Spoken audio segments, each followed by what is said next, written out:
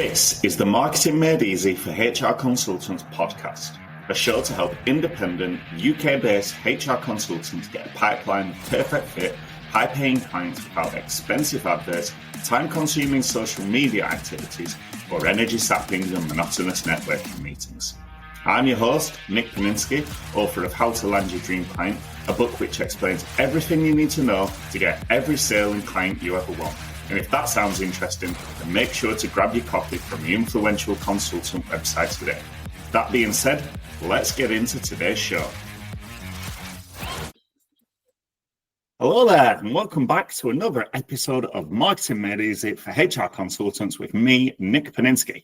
Today, we've got Patrick Bryan joining us, and he is going to talk to us about retreats. He's going to talk to us about what they are, why you should suggest them to your clients, what the advantages are, and just generally explore the topic, because I'm sure that we're about to find out these could be invaluable to your clients. So thank you for joining us today, Patrick. No, you're very welcome, Nick. Yeah, it's great to to meet, because obviously we met each other in the Atomicon Facebook group. Yeah. And then since then we've had a few phone calls, and here we are. Chatting in virtual life. Yes, this is it. You're over in sunny Spain, aren't you? Yes, I am. Yeah, it's a beautiful day here, actually. The sky's blue, probably about, if you can get out of the wind, about 22 or 23 degrees. Wow. Yeah, so it's a different life. I was about to say, it's not a bad life, because it's not a bad life. I'm in Manchester. Sometimes. Pardon? It feels odd having this sort of weather at this time of year. You know, I'm too English. I'm used to it. My daughter sent me a picture this morning of all frost on the cars, and it's like, yes, that's what I'm used to, even if I don't miss it, you know. Yeah. I'm not surprised. Over in England right now, I'm in Manchester, it's 4 degrees. So, yes, cold. But hey ho, talk to me about retreats. What is a retreat? So, a retreat, in essence, is, I would say, a residential break where there is a certain topic that is taught or discussed or practiced, in the case of yoga and things like that. So the definition, or the dictionary definition, is an escape from everyday life, which is actually a lot more poetic than what I've just given you. So that's it. It can be anything and everything. You know, I always say that I think just about everyone in the world has got the answers to someone's questions. You know, they have a skill, a bit of knowledge that other people are actively out there looking for. And that is what a retreat is all about. You know, finding someone who's asking the questions that you've got the answers to. That's so interesting, because in my head, I was thinking about a retreat. I think about this from my world, right? My perspective.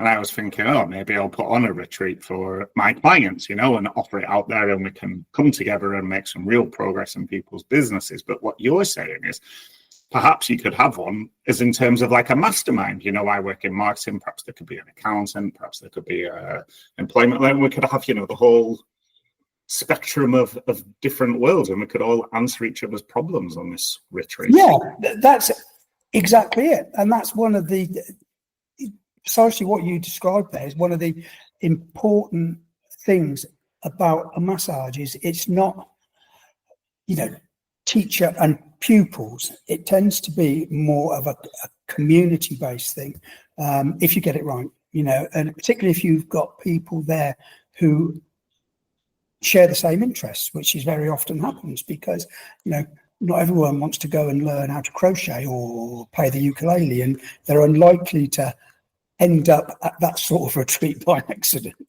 You know? So you tend to get people with similar interests, and that forms that tight bonds that you get during a retreat. And it's interesting that, you know, you need, as a retreat leader, to not overwhelm that. You know, you need to tailor your content to spark conversations rather than override them. I think, Yes. it's all about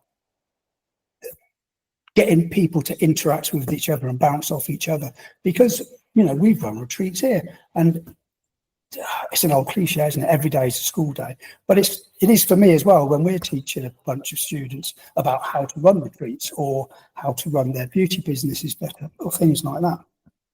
Interesting. Everyone who comes has got lived experiences and knowledge that we don't have, and it's the interaction between all that. The boring ones are where someone just gets up and talks at you for hours on it. Yeah. That is a classroom environment rather than a retreat. That doesn't work so well. I get that. No. Yeah. I'm just thinking to myself, I've got a friend, a client actually. I wonder if it's called like the Good Man Association. Can't remember what it is now. It's about men being men, Yeah. I was wondering if maybe I'm going to suggest your retreat to him, because he getting that mastermind together, these guys getting together, etc., etc. This would be a good place for them, to have their mastermind with you. But yes, so what kind of people come along to your retreats? What kind of businesses? So you mentioned beauticians there? Yes, so we've got beauticians. This, as I was saying to you earlier, we've got some photographers coming over early next year. This year we've had fitness trainers, we've had some yoga and Pilates teachers. We've got next year we've got quite a few coaches coming in, actually, business coaches and lifestyle coaches, because that's more where we're aiming the business at, is that market, because particularly with the business coaches, they tend to have a good idea of what they want to teach, and they have an audience already in place that they're going to teach it to. So for them and for us, it's an easy sell, because they've got people waiting to come on the retreat, rather than where we were focusing on yoga teachers before. Sometimes their audience is like 3 OAPs on a Tuesday morning, and it can be a hard sell for them. It's not a hard sell. It takes much longer to create an audience than to sell to one that is already within your world and are buying stuff from you already. Yeah, that definitely makes sense. Okay, so I guess anybody could use a retreat. So what are the benefits of a retreat? Let's go. Have you got 5 benefits? Let me think if I have 5. I will just ramble, and there'll probably be 5 semi-interesting. No rambling. Let's go. So the benefits from an attendee of a retreat are that they are going to hopefully get their questions answered. They're going to have, or they're going to have their pain points reduced. If they are, if there is something in their life that's affecting them. I think the top benefit is being, as I said, the dictionary definition of a retreat is an escape from your normal life. So you're not controlled by the daily routines that we all have. You've actually got time to sit and think and assimilate and consider what is being taught to you. And number 2, going back again to what I said earlier, you're part of a like-minded community of people who have the same questions as you, the same problems as you, the same ideas as you. So they're a great sounding board, and quite often able to give you other bits of the jigsaw as well. Number 3 is the fact that, even if someone is teaching quite a dry topic, maybe, I was going to say HR, I'll say accountancy or law or something like that. What we always recommend people to do is to mix in a few more traditional retreat activities, maybe a yoga session. We've got a great fitness Pilates instructor who can come over here. We can do some meditation or something like that. So they are going to experience things that perhaps they wouldn't necessarily do in the normal run of their lives. Number 4 particularly if they come here, they're going to have a wonderfully relaxing time as well. You know, the Yeah. food's going to be great. The weather's usually going to be even better. We've got miles and miles of walks around here, so you can just really get back into nature. And number 5, I can't think of number 5. We'll need. What about as an organizer? So if I was to organize a retreat, what would be a benefit for me?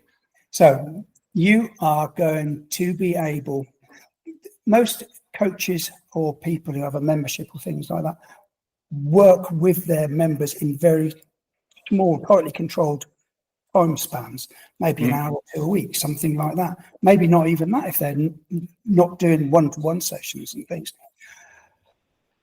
When you've got someone in your company in a retreat environment for 5 days, 6 days, the amount of work you can get through and the amount of progress you can make with them is astounding, you know, because I suppose it's like they always say when kids go back to school after the summer holidays, they've got to spend 2 weeks teaching them what they taught before the holidays.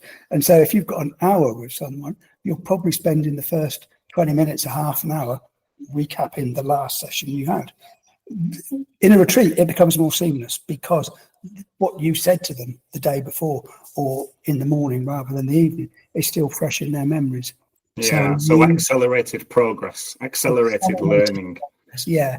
And it is in an environment where they are going to be able to go away and actually, you know, if they spend an hour with you a week, they've probably got thinking for half the time, oh, I've got to go and pick the kids up, I've got to go and put the tea on, things like that. Yeah. When you're out of that daily routine, they don't have that constraints, you know, so they are able to think, they're able to consider your words, to assimilate it, to actually see how it's going to work for them.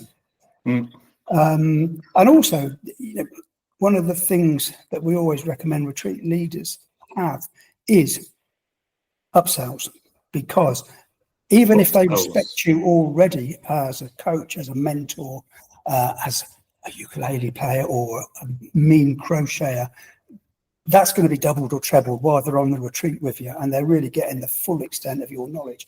So they're going to want to continue working with you after the retreat. So then you can, you know, create. They've been exposed to your brilliance. Exactly. Hopefully. Nice. Yeah. And also another thing that's really interesting is because of that tight bonds that forms between the group, quite often they want to carry on working within that same group. So if you've got part 2 of the retreat, have it ready to sell before the one that you're on is finished, because they are going to say, oh, wouldn't it be great to learn more, but learn more together? Yeah. You know, so a lot of retreat leaders make the mistake of seeing the money they can make from a retreat as a single item of the money that's paid for the retreat, rather than, you know, the long-term recurring income that you can get from them, which sounds very mercenary. You know, a lot of retreat leaders say, oh, I'm only doing it to help people, I don't want to make money. You still got to eat, you still got to live somewhere. Yeah, you know. Yeah, the mortgage needs paying. It's only fair. Yeah, of course it is. So that's always something to bear in mind. You know, don't give them all of your knowledge, you know, spread it out.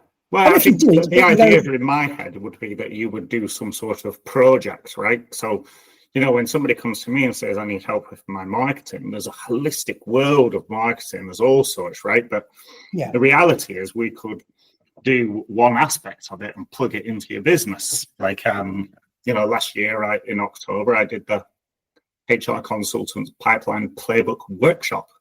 So that was basically an hour a day for 3 days to plug in a pipeline of leads and clients into their business.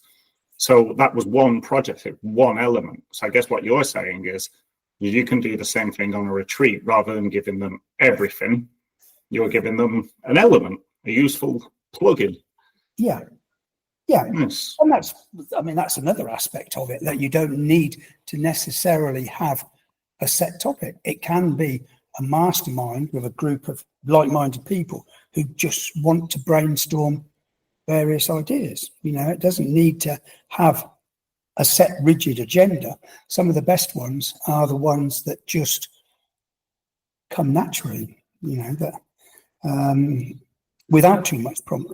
Obviously, you do need someone there to prompt it along when, it's 5 o'clock and they'd rather have a beer than continue working. But, or have a beer and continue working. You're on holiday. Yeah. People say that. It never really works too well. No, it doesn't.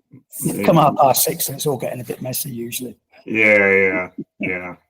That's it's very true, because it's a chemical. It alters your brain. It alters the way it works. So for sure, once you had some, alcohol's a drug, right? So once you have some drugs, it's definitely going to affect your output, your work. We are happy to. So when you come, there'll be alcohol free, will it? Well, I'm actually teetotal, so no problem for me. So me and James, so that would be 3 of us at least. Yeah, for sure. Fair enough. Okay, I like it. So we now know what a retreat is. We now know how they can make advantage. You make progress quicker. You make strong bonds with your people, in all aspects. So yeah, is there anything else you want to share with us?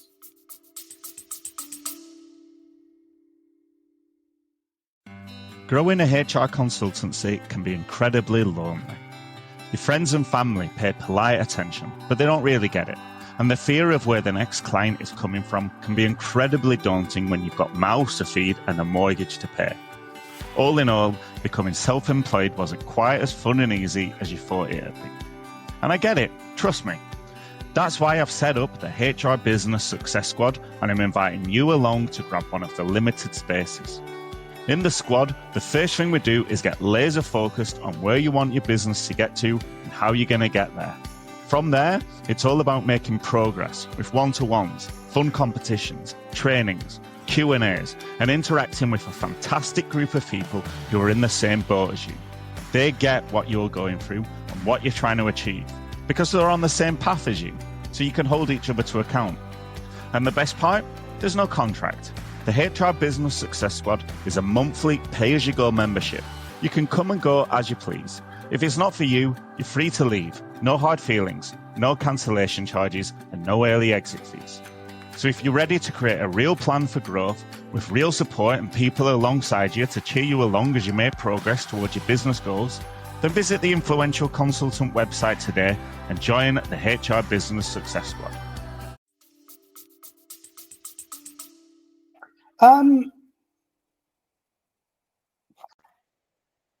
Yes.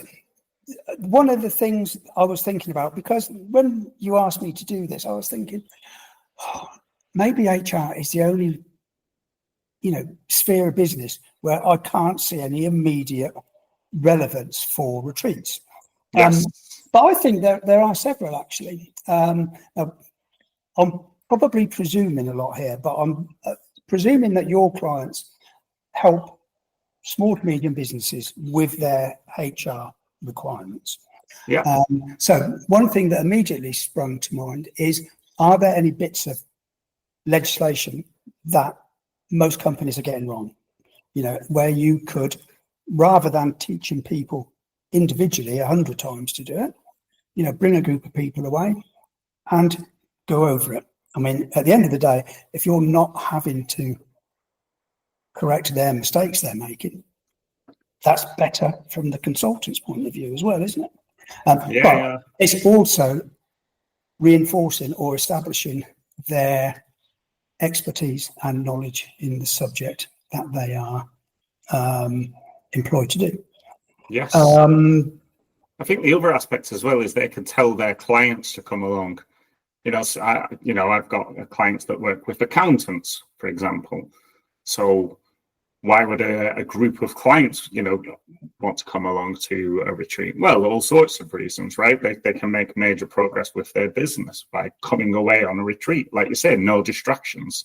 Yeah. So there are advantages for any business, right? So they don't necessarily need to have the retreat framed around their world as plugging in certain HR situations, they can suggest it to their clients for their clients to come along to the retreat for their own needs.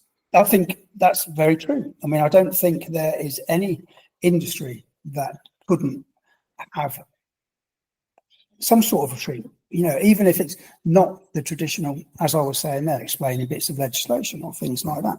The buzzword in corporate life these days is community. One has to build a sense of community amongst their clients.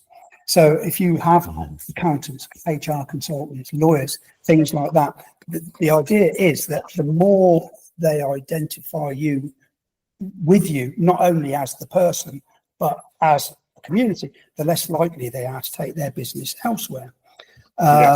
So this is something that, you don't need, although I'd like it very much if you did, to come here for a week with a group of people to achieve that. It's something you can achieve on a local level. If you've got all of your clients there, start a few social events, take them for a day at the races, and go to a restaurant, go to a pub for the evening. I would imagine amongst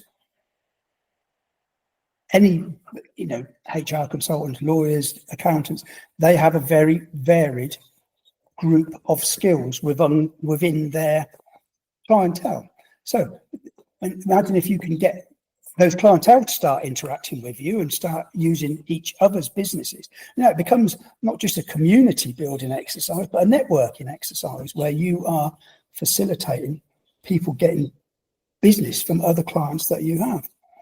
That's so interesting that your brain went there, because that's where my brain went as well. A lot of my clients go networking, they go through networks.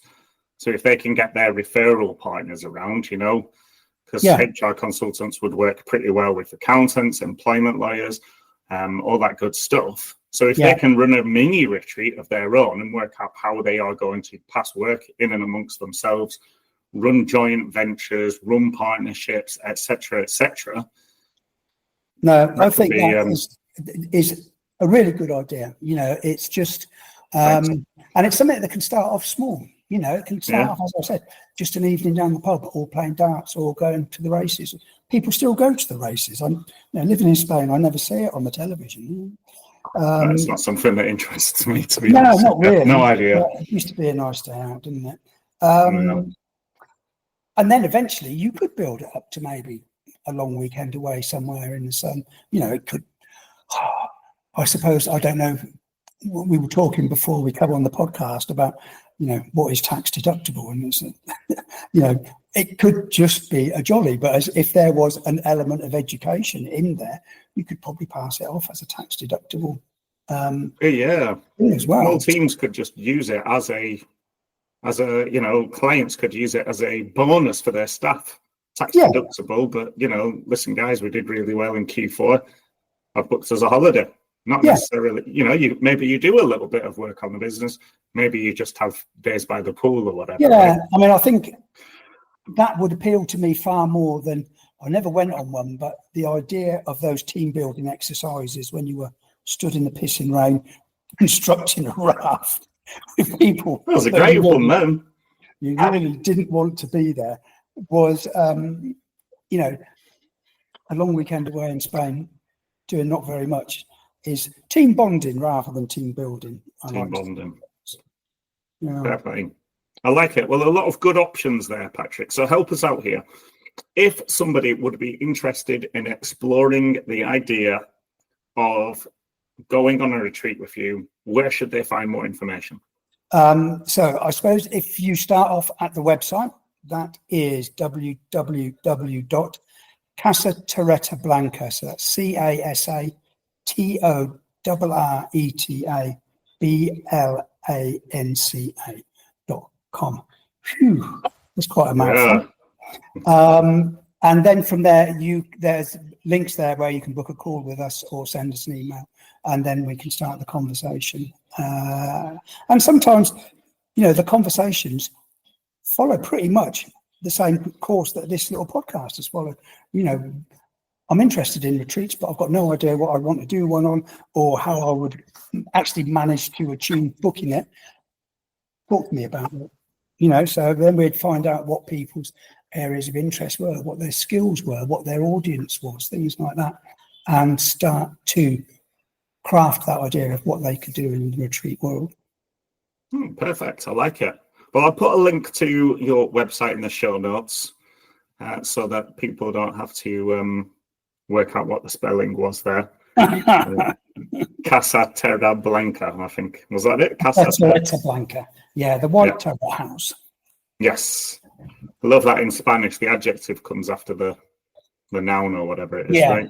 Yeah. Blanca comes at the end. Yeah. Interesting. Well, fair play. Well, thank you for joining us today, Patrick, taking some time to talk to us about retreats and all the many possible uses. Yeah, you're welcome, Nick. Thank you for asking me. Yeah, no problem. Hopefully, in the not too distant future, I can organise my own retreat and we will meet at Casablanca. Casa Terra Blanca, yeah. Casa Terra Blanca. Anytime. Just give me a ring and we'll sort something out. Excellent. Love it.